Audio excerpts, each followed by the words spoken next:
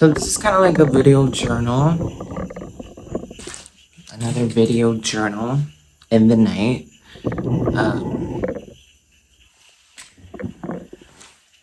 it feels weird because I used to do this when I was younger, um, but I used to record myself like it was just audio. I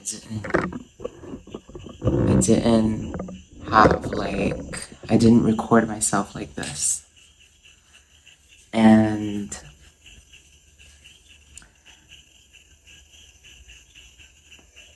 I used to talk to myself a lot. Um, when I was alone. Usually it was in the night because the night was the only moment that I had during the day for myself.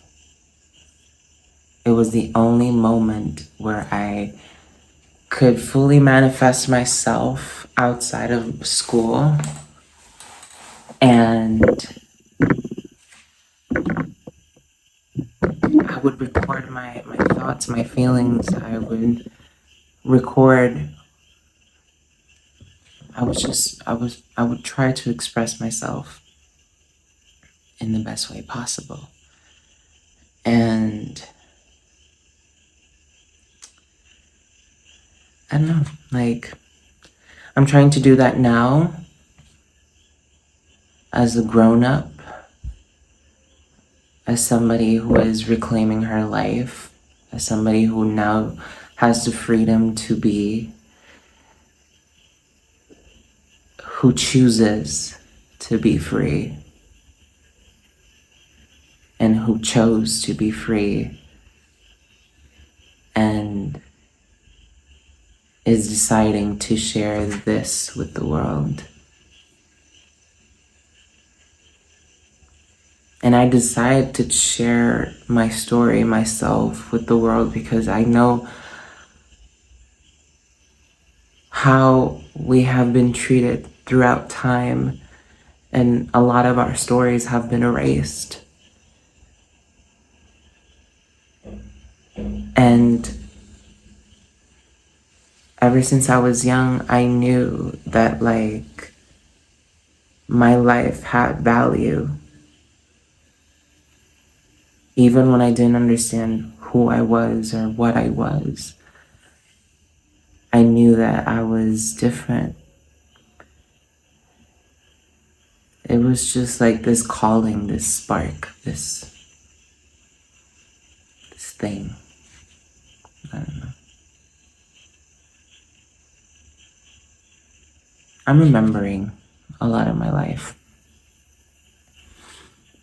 I'm remembering my past. I'm remembering my days at school. I'm remembering a lot of the things that I would do that made me me.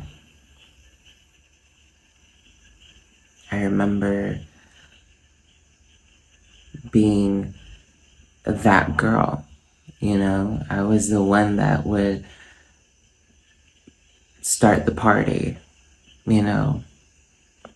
I was the one that would take my iPod Nano into school and I would put it on the stereo, and like I would put like songs from Lady Gaga, and you know, I would get everybody dancing, or songs from the Black Eyed Peas, or songs from the 2000s, and or I would just take Just Dance, like the game, and I would take it to play it on the Wii at school, and I would like practice over and over again to make the best performances out of those songs, out of those dances. And I would try to show myself to the world at school. And I'm remembering all that, and I'm remembering who I am.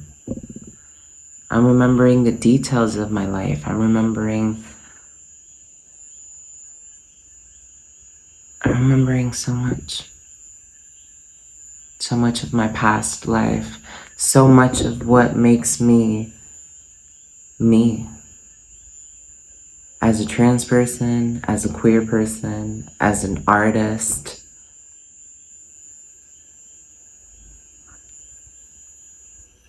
And it feels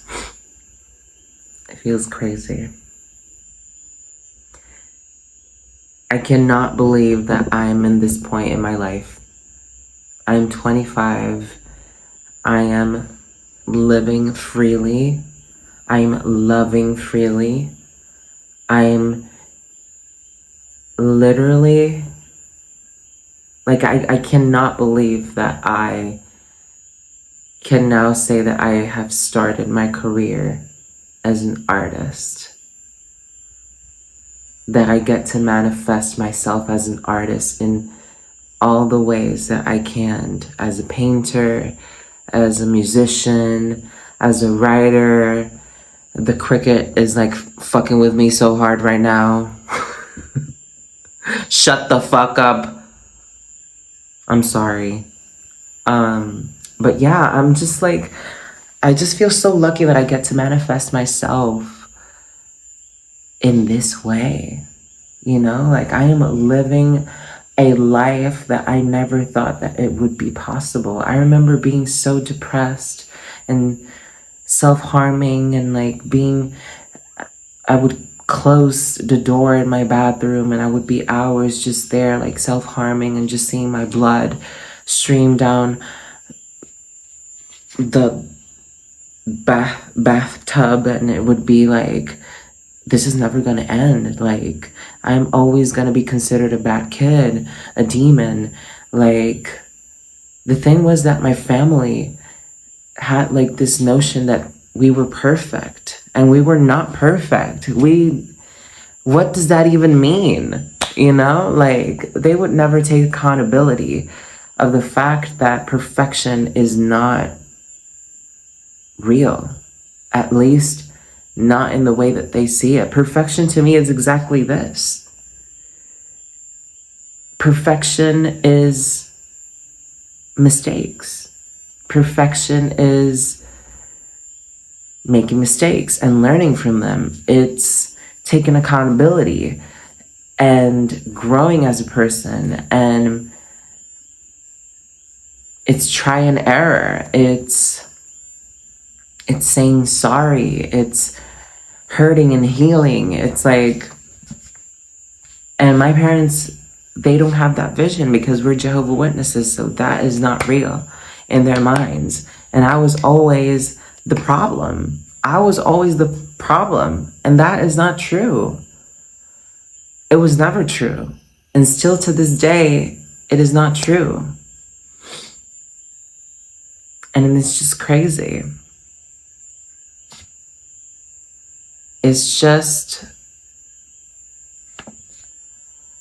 It's crazy to me to think and to know that I am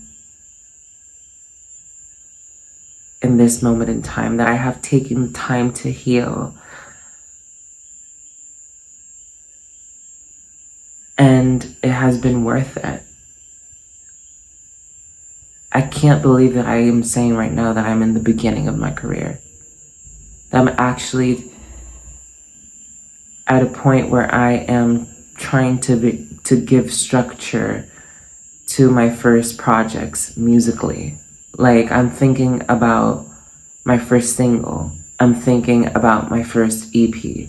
I'm thinking about performances. I'm thinking about how far I can go as an artist. What are my opportunities? How can I grow as an artist, as a multidisciplinary artist? How can I become better as an artist, as a performer, as a musician, as a producer, as a visionary? A visionary. I'm a visionary, bitch. Like, it's taken so much time to get to this point, to feel secure enough. So openly, so freely to say, I am a visionary. I am that girl. I am Belina Rose. Like, and that has come with, and I'm sorry for the cricket, is driving me crazy.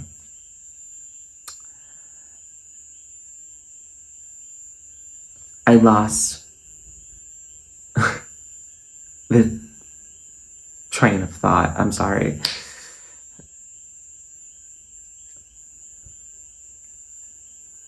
I am Belina Rose. I am that girl.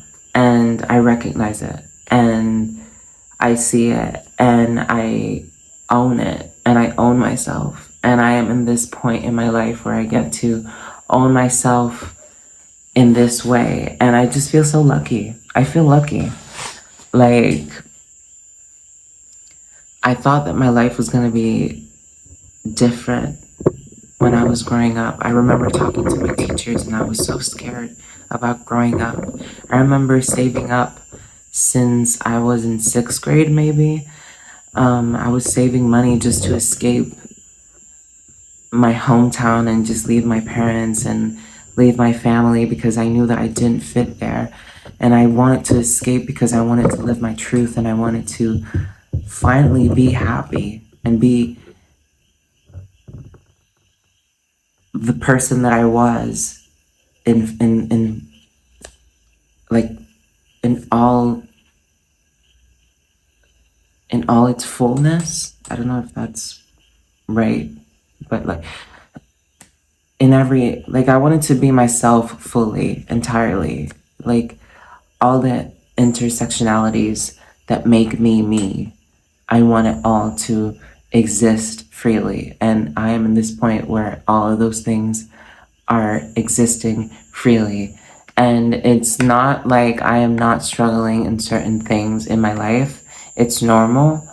There is a lot of things that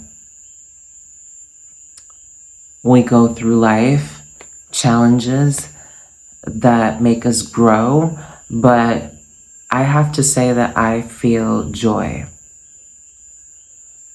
Like, I feel hopeful about the future. And it's kind of crazy because there's so many things happening right now politically. The economy is crashing down. There's a lot of changes. There's a lot of things that I don't know what's going to happen for my generation. Where are we going to end up? Where am I going to end up? And still, I feel hopeful. Even in my career, I don't know where I'm going. I don't know, like, where my career is going to go.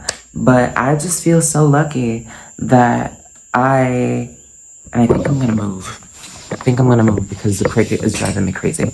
I'm gonna go to the bathroom.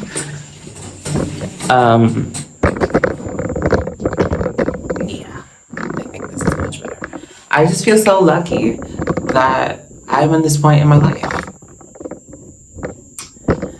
that I get to show myself as me. And I'm not ashamed of myself. I am not ashamed of who I am. I am not ashamed of my story. I'm not ashamed of how I carry myself. I am not ashamed of where I come from. I'm not ashamed of all the intersectionalities that make me me. I am proud of everything. I'm proud of the woman that I have become. I'm proud of the strength that I've had to overcome everything that I've been through. I've self-harmed. I've been severely depressed. I struggled with anxiety, dysphoria. I've struggled with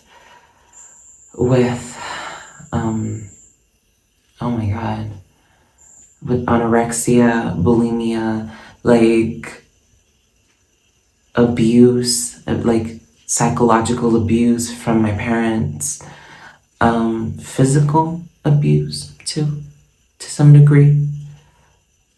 Yes, like I've been harmed by people that were supposed to help me, and I forgive them. I forgive them. I forgive them. it's okay. Like, I get it. I understand their stories. I understand where they come from. I understand the background. I understand that they didn't have the tools to be better.